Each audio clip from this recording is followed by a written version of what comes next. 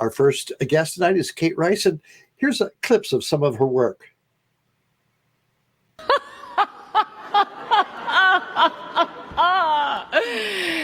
Don't be ridiculous. So, how did the Bible become anti-gay?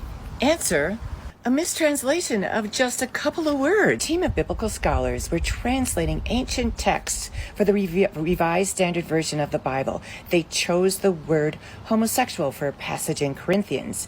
And then that's what they published. After the Revised Standard Version was published, a seminary student wrote the translating team and said, "I think you've made a mistake. I think the word you want is sexual perversion," because what they were talking about in this passage were behaviors like sex slaves. This was in the time of the Romans.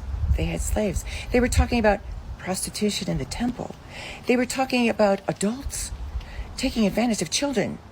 This was all wrong. And took a look at the seminary students' arguments and said, "Oh, we think you're right. We'll change it." Here was the problem.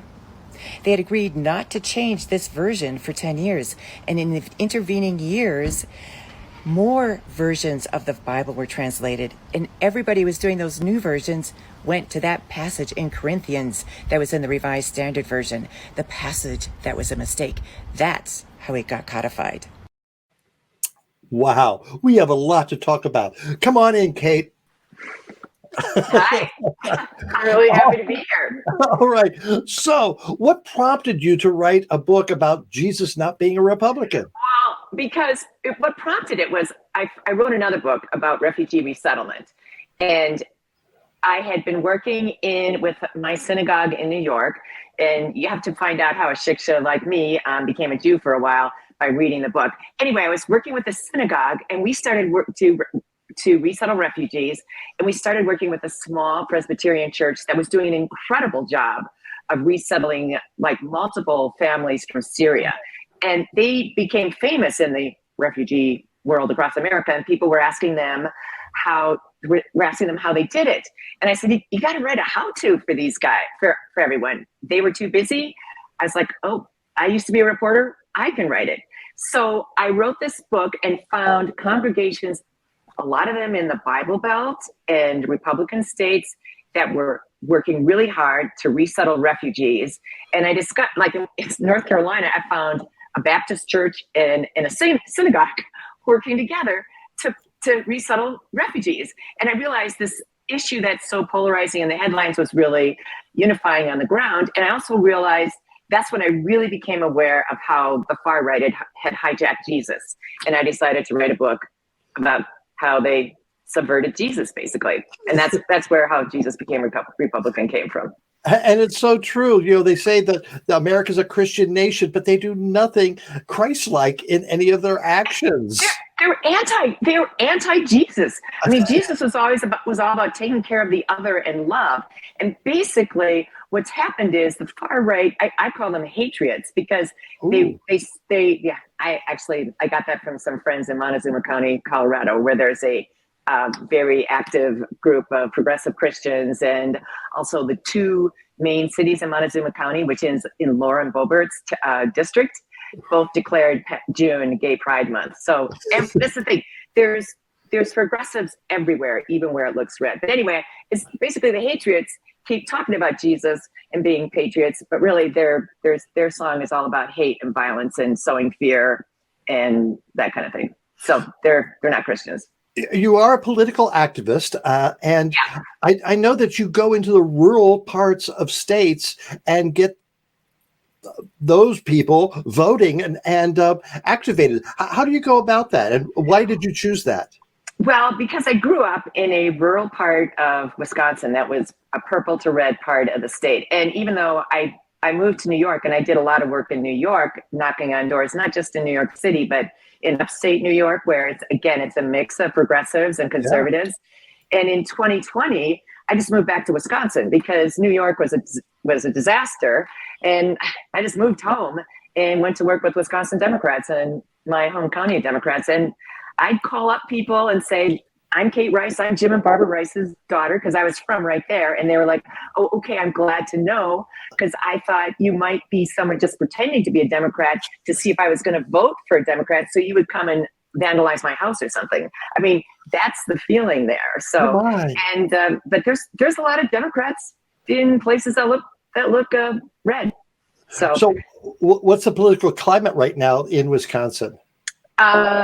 busy. It's like all of my Democratic friends are worried, but they're going to vote. And there's a lot of momentum, I think, behind Mandela Barnes for running for Senate.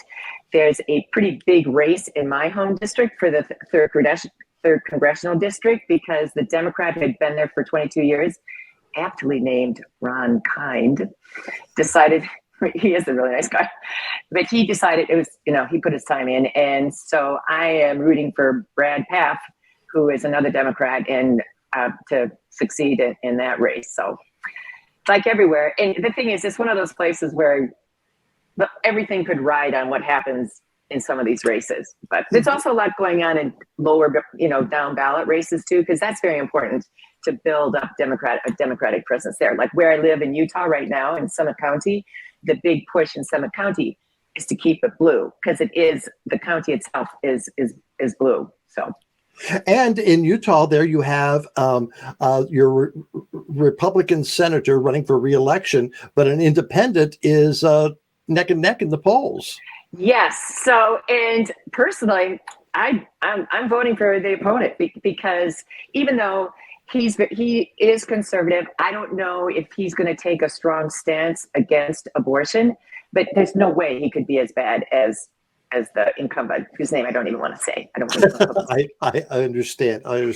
So what got you involved in the refugee program, for immigrants?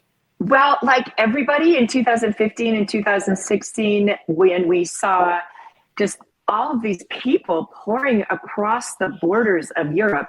And I have to say, it is a family tradition. Like my grandparents hosted refugees from Europe after World War II, refugees who were in displaced person camps and came to America. My grandparents hosted them.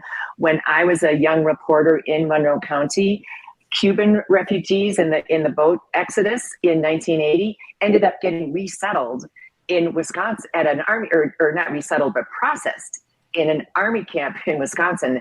Coming to Wisconsin in the summer and fall was a tough transition for those Cuban refugees. So I covered a lot of that, and we did a lot of work with the refugees. And also my part of Wisconsin is where a lot of Hmong refugees have been resettled. So, and finally, when I was a kid growing up, and I had to go to Catholic school in the summer because my parents sent us to public school. So summer vacation, we had to spend the first 2 weeks going to St. Pat's. But the nuns didn't make us stay inside, read catechism. They took us out because migrant workers were there working in the fields, and they took us out ostensibly to read catechism to them. But actually what we were doing was teaching them how to read English so that they could come back. I love a subversive nun. There's just nothing better. So it was kind of like how I was raised. All right, you're an author, you're an activist, but you also have another side of you, and we've got a little clip to show of that as well. I'm Kate. I was talking to some friends, and they said, "Kate, you're so brave to do stand-up." And I'm like, "No, brave is when I tell you when and where I'm doing stand-up." So I finally got divorced, which I highly recommend. It's great. It's nice, like, oh my God. And everybody's like, "Oh, Kate, was the divorce hard on the girls?" I'm like, "No, the marriage was hard on the girls."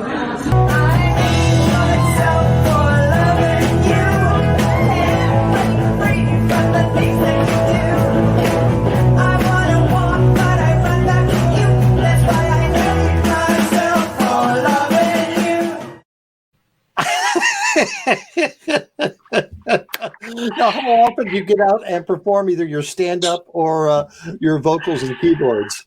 Okay, well, I haven't. A lot of that fell by the wayside during COVID. So I've done a little bit of stand-up not here in Park City, but down in Salt Lake. There's a couple of really good comedy clubs down there. And I just started taking voice lessons again to get my voice back in shape so I can get back on stage, and I'm recruiting bands. So That's great. That is great. All right. So what's next? You've got the new book. What's your next project? well, actually, I'm working on another book. It's called Cured, and it's about a little adventure I had with a cancer diagnosis, and also about some of the life experiences that, like, it's about dealing with two malignancies, a cancer diagnosis, and then some toxic relationships. And it's very funny. I'm making it really funny. So that's still several months away. Well, Kate, you'll have to come back and talk about that. All right. Thank you so much for joining us tonight. We're going to have you back on to talk to our other guests and ask them a question. So hang in there. And thank you so much for joining us tonight, Kate. My pleasure. Thank you. Yes. Oh, we talked to some great people.